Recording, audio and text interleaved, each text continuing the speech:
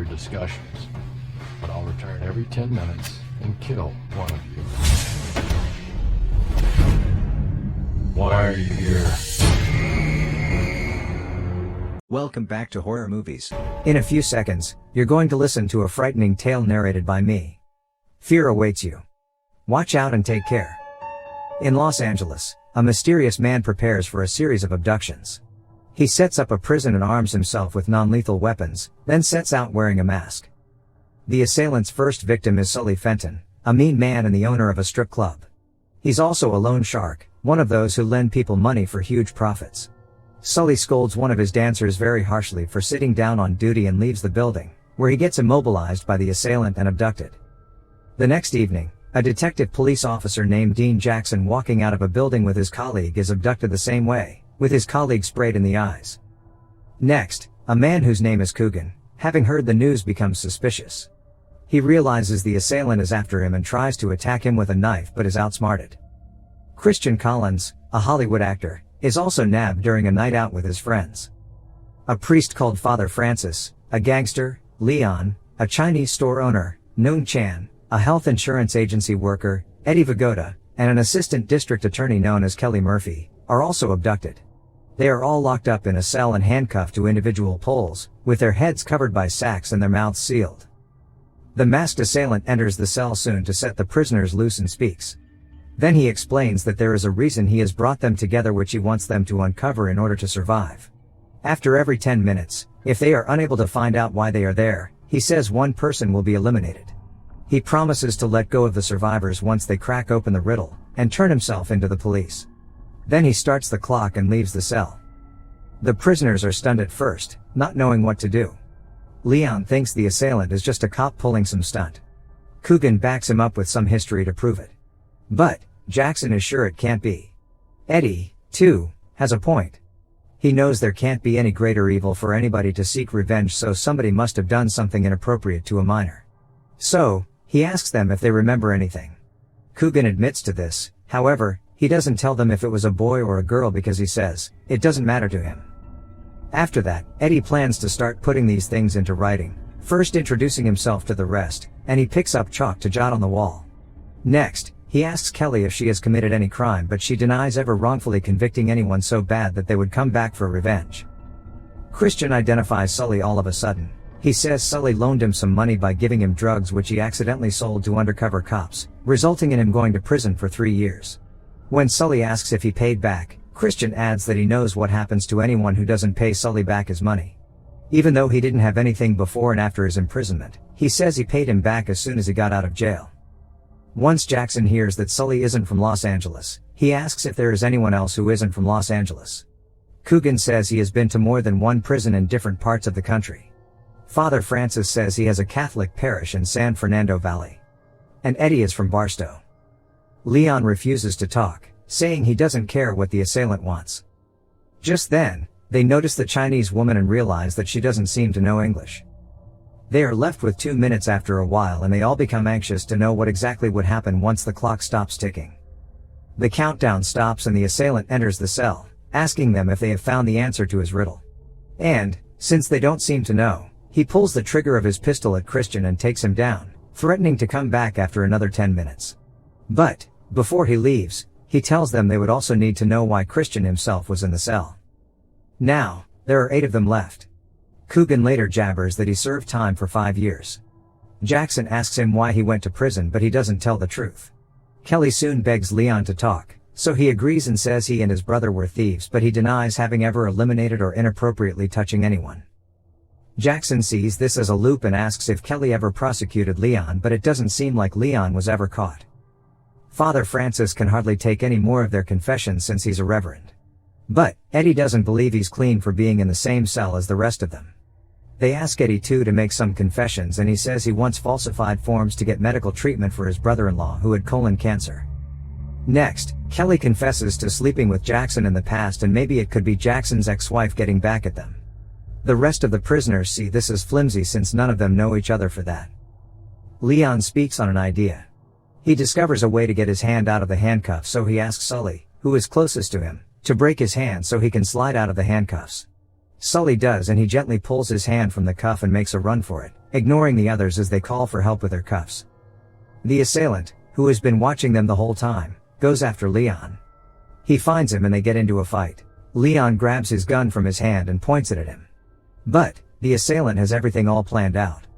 He tells Leon he has planned this assault for 2 years and can't afford to lose. The firearm in Leon's hand is quite empty because the assailant would only load a single bullet before he enters the cell. Leon flees at once but catches 2 bullets from the assailant with another pistol. He then drags him back into the cell and hooks him up to his pole. 10 minutes later, the assailant asks again for the answer to his riddle. Since they can't yet provide one, he goes over to Coogan. Coogan says he doesn't want his blood to splatter on anyone if he dies, so Coogan grabs the assailant's neck to strangle him but gets a bullet in his heart and is dragged off by the assailant, who threatens to come next for Leon. The clock starts ticking again, and this time they are scared to death. They have 8 minutes to figure out why Leon also awaits a death sentence.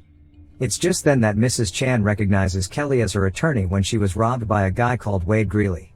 As a result, Eddie already has a timeline that he wants them to individually fill out to solve the riddle. Leon, who didn't intend to talk, now confesses.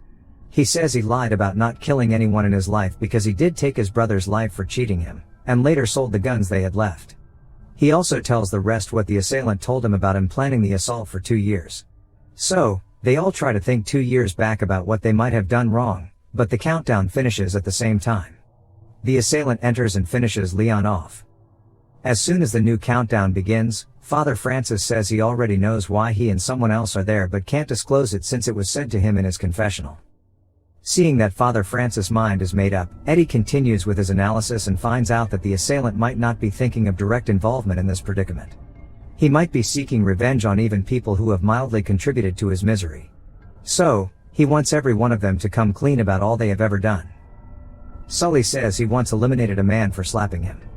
Jackson also admits to beating a speeding driver resulting in blindness. Eddie, too, doesn't deny having forcefully slept with a girl while he was drunk. But, when it's Father Francis's turn, Kelly tries to prevent him from speaking. He reluctantly confesses that he knows that Wade Greeley didn't rob Mrs. Chan's store. Kelly tries to dismiss this by saying that she had the evidence against him at that time. Eddie deduces from earlier when Christian was still alive and finds out that it has to be him who robbed the liquor store and went to Father Francis's confessional. Father Francis backs this up, and it all starts to make sense. After Christian got out of jail, he was under pressure to cover his debt to Sully, which was why he robbed the liquor store. So maybe Wade is now seeking revenge for his wrongful conviction. The countdown stops and the assailant enters again. This time he points the gun at Eddie, but Father Francis takes the bullet for him. While he drags off the Reverend's body, Kelly tries to plead with him, calling him Wade. The assailant gets a little pissed and tells her he's not Wade. Knowing now that all there is left is something starting from Wade's conviction. Eddie and Jackson try to ask Kelly if she knows anything, but she fires back at them, saying she doesn't remember anything since it was long ago.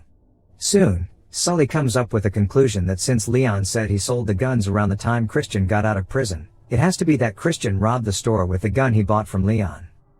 So, Eddie extends his timeline and discovers that Sully gave Christian the motive for the robbery, Leon gave him an opportunity, Mrs. Chan identified the wrong man, Kelly locked him up, and Father Francis refused to tell the cops. And that's why they are all in the cell, except for Coogan, Eddie, and Jackson. The countdown finishes just then and the assailant enters to take Mrs. Chan's life this time. Kelly then becomes frightened and starts seeking pity for her child. The assailant gets angry for using her child as an excuse and yells at her. Then Kelly later confesses that the child is Jackson's. She also confesses that she made up the evidence against Wade Greeley after Mrs. Chan accidentally picked him out and that she used Jackson to back it up. Eddie thinks through how upset the assailant got when Kelly tried to use her son for pity. And Coogan, who spent 5 years in jail, could have been the only one who had contact with Wade Greeley in prison. But, before Eddie gets through with his analysis, the countdown runs out and the assailant enters. Then, he goes to Sully since he has sworn not to change the way he does business and shoots him down. Soon, while the other two are too tired to continue, Kelly confesses to eliminating a man because he forcefully slept with her. In addition, she cleared all leads to the killer and swept all evidence of the murder under the carpet. After tough thinking, Eddie comes up with the last piece of the riddle. Since Coogan touched minors inappropriately, he could have been in contact with Wade Greeley in prison. What if he had AIDS which he transferred to Wade Greeley, and that was why he didn't want his blood splattering on anyone. Eddie knows this could be true because his company had access to a drug therapy that could prolong the lives of AIDS patients around the time Wade Greeley left prison. So, Eddie happens to be in the cell for turning down Wade Greeley due to his criminal record. He knows it has to be his father who is seeking revenge. And, the 2 years he used in planning the assault was exactly how long his son lived. When the countdown ends and the assailant enters, they give him this answer and he pulls his mask off. Then, he deliberately gives Kelly the key and asks her to unlock herself and the 2 others, telling them he has informed the police of their location. Instead, Kelly unlocks herself and attacks the assailant. She grabs his loaded gun and eliminates everyone after letting them know she can't let anyone leave with her confession. Then she flees the building as the police arrive. Spooked out? Make sure to subscribe and turn on notifications so you can watch more videos like this. Thanks for watching.